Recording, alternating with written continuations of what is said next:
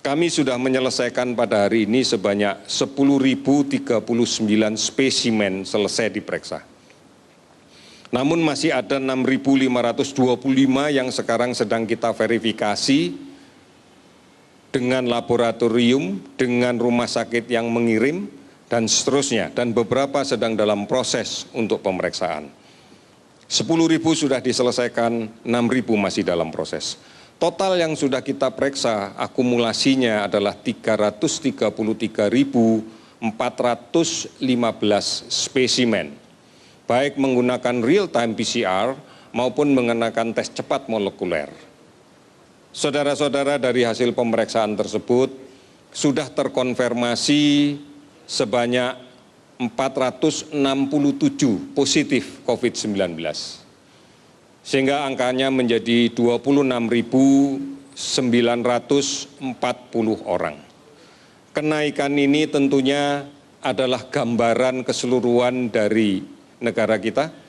Namun kalau kemudian kita rinci lebih lanjut, bahwa kenaikan yang masih cukup tinggi, angka yang masih cukup tinggi kita dapatkan di DKI, di Jawa Timur, di Sulawesi Selatan, di Jawa Barat, dan di Kalimantan Selatan.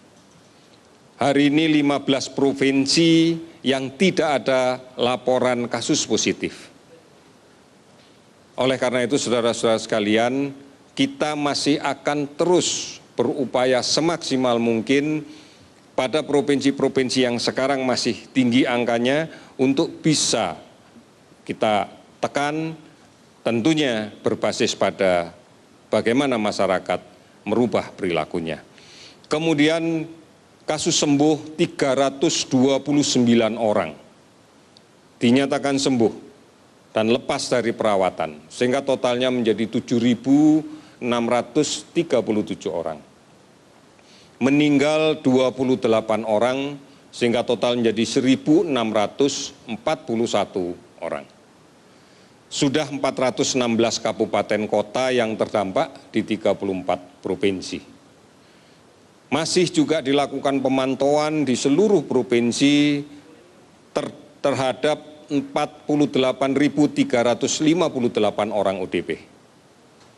Pengawasan masih dilakukan terhadap pasien yang diduga COVID sebanyak 13.120 orang.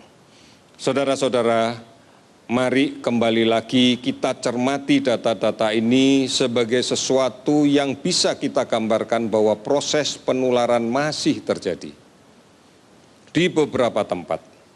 Oleh karena itu, mari bersama-sama kita menyadari ini dan kemudian mengupayakan berbagai hal untuk mencegah terjadinya penularan. Bagaimanapun juga, kita harus hidup dalam tatanan yang baru, yang berfokus kepada upaya untuk memutuskan rantai penularan. Kami tidak henti-hentinya mengingatkan, menjaga jarak pada saat menjaga jarak fisik pada saat kita berinteraksi dengan siapapun. Menggunakan masker menjadi sangat penting. Rajin mencuci tangan. Itu juga menjadi sesuatu yang harus kita lakukan. Inilah tatanan hidup yang baru yang harus kita laksanakan. Oleh karena itu, dengan cara seperti inilah kita akan bisa memenangkan pengendalian COVID-19 ini. Saudara-saudara, ikuti terus informasi tentang COVID-19. Kepedulian kita bersama dibutuhkan untuk bersama-sama memutuskan rantai ini. Beberapa informasi selalu kami siapkan, baik di covid19.go.id atau melalui call center 119 extension 9, atau juga bisa dilihat di akun media sosial @lawancovid19id. Juga banyak sekali layanan telemedicine yang bisa dimanfaatkan oleh semua warga negara kita, oleh semua penduduk kita. Televisi Republik Indonesia dan Radio Republik Indonesia pun setiap hari menyiarkan secara rutin tentang perkembangan COVID-19 yang juga diikuti oleh televisi dan radio swasta lainnya. Saudara-saudara, yakinlah bahwa dengan kegotong royongan, dengan kebersamaan, dengan tekad yang bulat, dengan konsistensi kita, tanpa terputus, kita bisa melindungi kita, melindungi keluarga kita, melindungi orang lain, dan melindungi bangsa ini. Kita harus berubah. Kita harus mengimplementasikan tatanan hidup yang baru. Karena kita tidak ingin sakit. Karena kita tidak ingin keluarga kita sakit. Kita harus tetap maju. Kita harus tetap produktif.